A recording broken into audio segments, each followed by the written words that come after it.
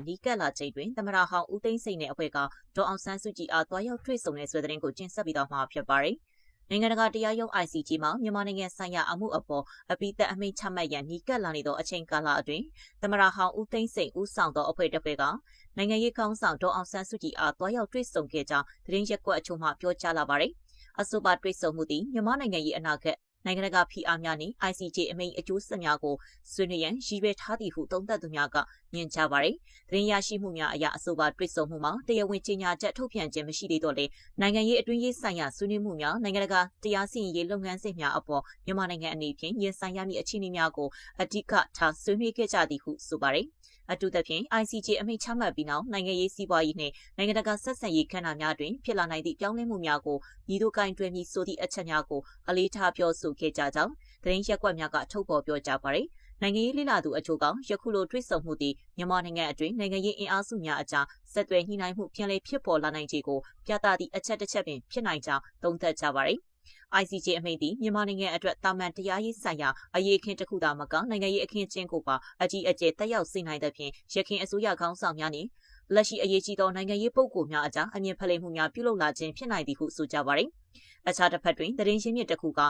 ယခုတွေ့ဆုံမှုကိုလူသားချင်းစာနာထောက်ထားရေးနိုင်ငံတကာဖိအားလျှော့နေစေရေးနှင့်နိုင်ငံ၏ပုံရိပ်ကိုပြန်လည်ကောင်းမွန်စေရေးအတွက်အကြံဉာဏ်များဖလှယ်သည့်အစဉ်အတန်းတစ်ခုသာဖြစ်ကြောင်းလည်းသုံးသပ်ထားကြပါရယ်ဒေါ်အောင်ဆန်းစုကြည်ဘက်မှတရားဝင်တုံ့ပြန်ချက်မထုတ်ပြန်သေးတဲ့ကဲ့သို့ဦးသိန်းစိန်ဘက်မှလည်းအသေးစိတ်အတည်ပြုချက်မရှိသေးတဲ့ဖြင့်အဆိုပါသတင်းအပေါ်သတိထားစောင့်ကြည့်ရန်လိုအပ်ကြောင်းသုံးသပ်သူများကအကြံပြုထားကြပါရယ်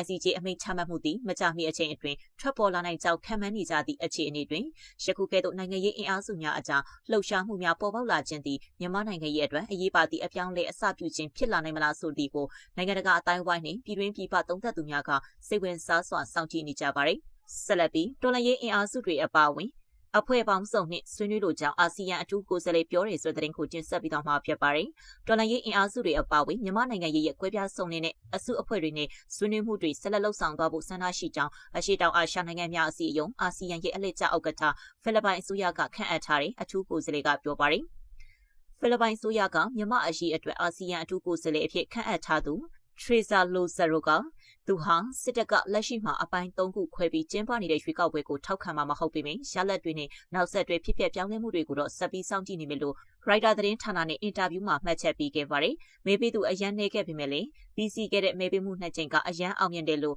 အာဏာသိမ်းမြန်မာစစ်တပ်ကကြေညာထားသလိုမဲရလဒ်တွေအရလည်းစစ်တပ်ရဲ့မဟာမိတ်ပြည်ထောင်စုကြံ့ခိုင်ရေးနဲ့ဖွံ့ဖြိုးရေးပါတီ USDP ကပဲနေရာအများစုမှာအနိုင်ရကြောင်းညွှန်ပြနေပါတယ်။ကုလသမဂ္ဂနဲ့နိုင်ငံတကာအတိုင်းအဝန်ကတော့အဲ့ဒီရွေးကောက်ပွဲဟာအတူရောင်တစ်ခုသာဖြစ်တယ်လို့ဆွဆွဲဝေဖန်ထားပါတယ်။အခုနှစ်မှာမြန်မာအကြက်တဲဆိုင်ရာအာဆီယံအထူးကိုယ်စားလှယ်ရာထူးကိုရယူခဲ့တဲ့လိုဇာရိုဟာအခုသတင်းတစ်ပတ်မှာတာကေတီမြို့မှာမြန်မာနိုင်ငံရင်းနဲ့ဆက်ဆက်တဲ့အစုအဖွဲ့ပေါင်းစုံနဲ့ဆွေးနွေးတဲ့အစီအစဉ်မှာပရိပက္ခတွေလျှော့ချနိုင်ရေးစစ်ဘေးသင့်လူအဖွဲ့အစည်းတွေစီလူသားချင်းစာနာမှုအကူအညီတွေရောက်ရှိရေးနိုင်ငံရေးအရာဆွေးနွေးမှုတွေပေါ်ပေါက်လာရေးဆိုတာတွေဟာဖိလစ်ပိုင်ဦးစားပေးရွေးချယ်မှုချင်းကပ်မှုပုံစံတွေဖြစ်တယ်လို့လည်းပြောကြားခဲ့ပါတယ်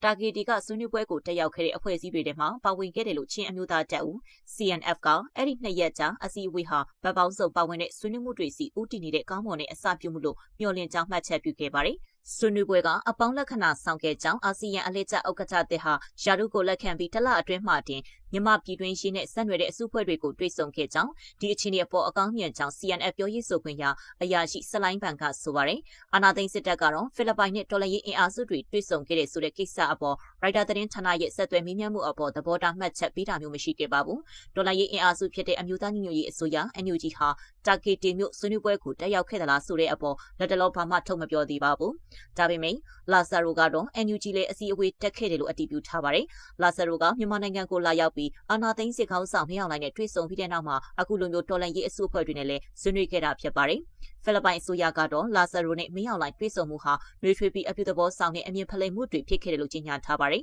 ်လာဆာရိုဟာသူ့အနေနဲ့နောက်ထပ်အစုအဖွဲ့တွေပါစုံစုံလင်လင်ပါဝင်နိုင်တဲ့ဆွေးနွေးမှုတွေကိုဖိလစ်ပိုင်ရဲ့အာဆီယံဥက္ကဋ္ဌသက်တမ်းအတွင်းဖိတ်ခေါ်သွားနိုင်ဖို့မျှော်လင့်ထားကြောင်းပြောပါတယ်ပြီးတော့မြန်မာအချက်တဲကိုကူညီဖြည့်ရှင်းဖို့ အာဆီယံအဖွဲ့ဝင်တွေကြောင့်လက်ခံထားတဲ့2021ခုနှစ်ဘုံသဘောတူညီချက်9ရပ်ကိုတက်ကြွတဲ့အဓိပ္ပာယ်ပြည့်ဝတဲ့အပြုသဘောဆောင်တဲ့ရှုထောင့်တွေမျှဝေခြင်းဖော်ဆောင်နိုင်ဖို့ဆန္ဒရှိကြောင်းလည်းလူမှုကွန်ရက်မီဒီယာမှာရေးသားခဲ့ပါတယ်။နောက်ပြီးမြန်မာနိုင်ငံဆိုင်ရာအထူးကိုယ်စားလှယ်ကိုခန့်အပ်ရမှာအလဲကျအာဆီယံဥက္ကဋ္ဌတာဝန်ယူတဲ့နိုင်ငံကအရာရှိတွေကိုတနစ်စီပြောင်းနေမဲ့အစားရှေးရှည်တက်တန်းမျိုးနဲ့လှုပ်ပိုင်ခွင့်ပေးအပ်တာမျိုးကိုအာဆီယံကစဉ်းစားသင့်ကြောင်းလည်းလာဇာရိုကအကြံပြုသွားပါတယ်။မူအရဆိုရင်အာဆီယံဟာမြန်မာအကြက်တဲကိုဖြည့်ရှင်းရမှာဘုံသဘောတူညီချက်9ရပ်ကိုသာဆက်ပြီးစုပ်ကိုင်ထားဆဲဖြစ်ပေမဲ့စောင့်ကြည့်လေ့လာသူတွေကတော့အဲ့ဒီသဘောတူညီချက်တွေကိုစစ်တပ်ကလေးစားလိုက်နာမှုမရှိခြင်းကြောင့်အလုံးမဖြစ်ခဲ့တာကြားပြီးလို့ဝေဖန်ထားပါတယ်။စစ်တပ်ဟာအာဆီယံရဲ့တောင်းဆိုချက်တွေကိုလစ်လျူရှုပြီးနိုင်ငံရေးအကျဉ်းသားတွေကိုမတရားဆက်လက်ဖမ်းဆီးချုပ်နှောင်ထားသလိုပြည်သူတွေအပေါ်အကြမ်းဖက်တပ်ဖြတ်မှုတွေဆက်လက်ကျူးလွန်နေဆဲဖြစ်ပါတယ်။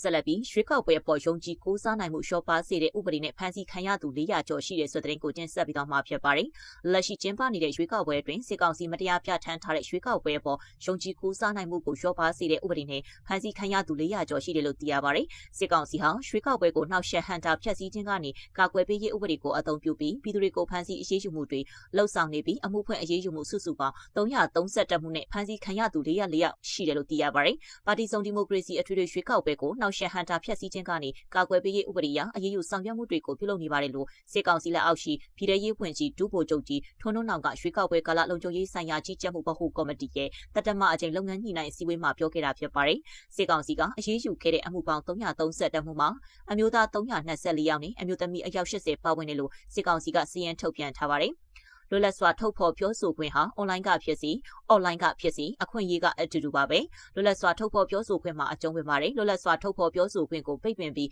မတရားတဲ့ဥပဒေနဲ့ဖမ်းဆီးအရေးယူတာဟာလူအခွင့်အရေးချိုးဖောက်မှုတစ်ရပ်ပါ